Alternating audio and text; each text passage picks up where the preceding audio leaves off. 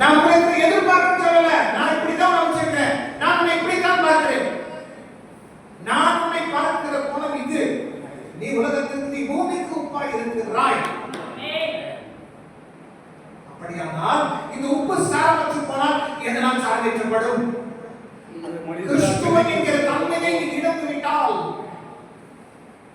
உனக்குள்ள கிறிஸ்து இருக்கிறார் என்று சொல்கிறாங்க, நினைக்கிறாங்க, இந்த தன்மையை நீ இழந்து விட்டால் நீ 10 காசு பிரயோஜனமாக மாட்டாய்.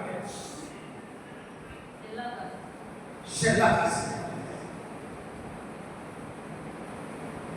நீ பூமிக்கு உப்பாய் இருக்க மட்டுமல்ல, உலகத்திற்கு வெளிச்சமாய்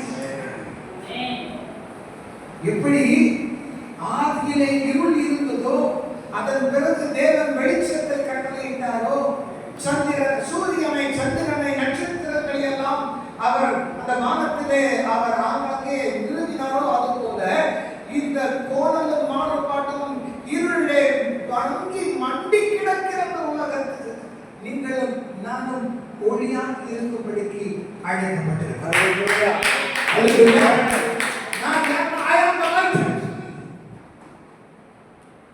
நீதியின் சூரியன் அவர் இருக்க, நீதியின் சூரியனாகிய ஆண்டவர் இயேசு கிறிஸ்து இருக்க, அந்த ஒளியை உள்வாங்கி இருந்திலே அந்த இருட்டிலே வெளிச்சம் கொடுக்கிற நிலவாக நான் இருக்கிறேன் உலகத்திற்கு.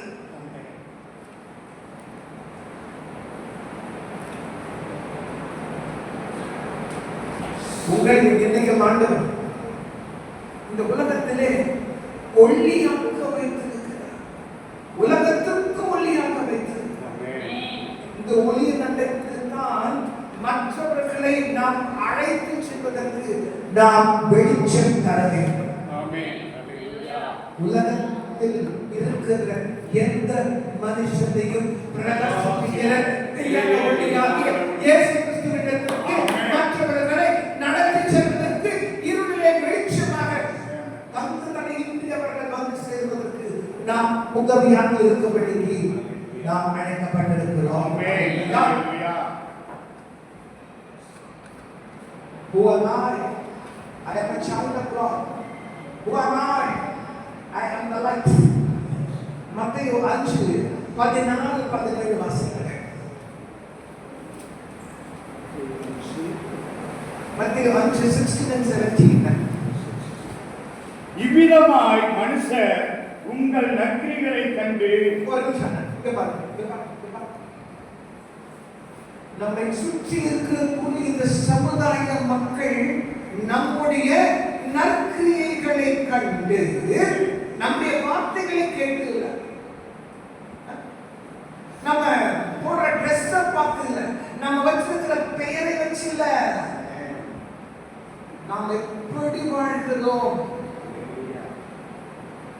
நீங்கள் வசனத்தை கேட்கிறவர்களாய் மாத்திரமல்ல, அதன்படி செய்கிறவர்களாக படிக்கிறார்கள். யாக்கோபு 1:2 தானே. அப்போ மக்கள் உங்கள் நற்கிரியைகளை கண்டு பரலோகத்தில் இருக்கிற உங்கள் பிதாவை மகிமைப்படுத்தும்படிக்கு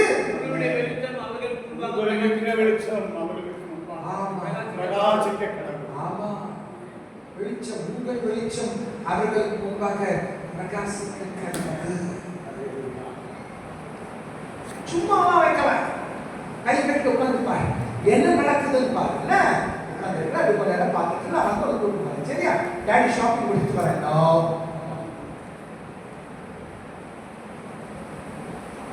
You and I have been placed with a purpose. ஒரு நோக்கத்தோடு உங்களை என்னையும் அப்படின்னு வைத்திருக்கிறார். சும்மா வைக்கலாம், அதுவும் நம்பி வைத்திருக்கிறார். என் பிள்ளை இருப்பான் அப்படின்னு சொல்லி நம்பி வச்சிருக்கிறார். நான் யார் என்பதை நான் தெரிந்து கொண்டேன்.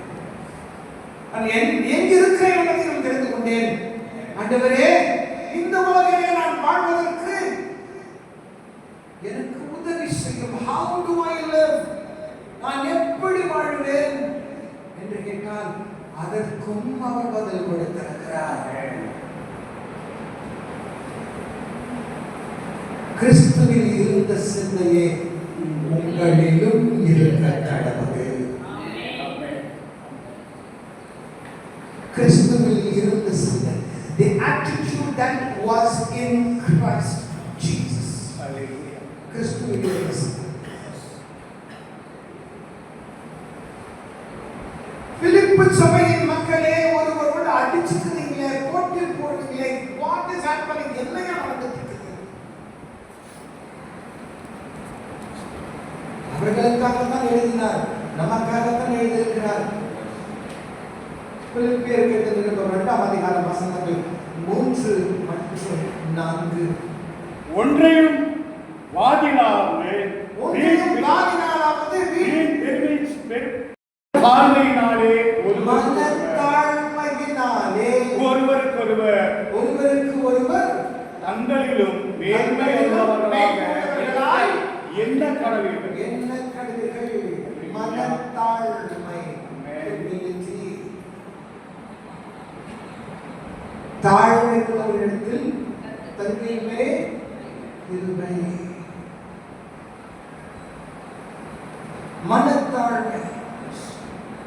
அடுத்த வசனம் பாருங்க. அவன் தனக்கானவை அல்ல, தனக்கானவை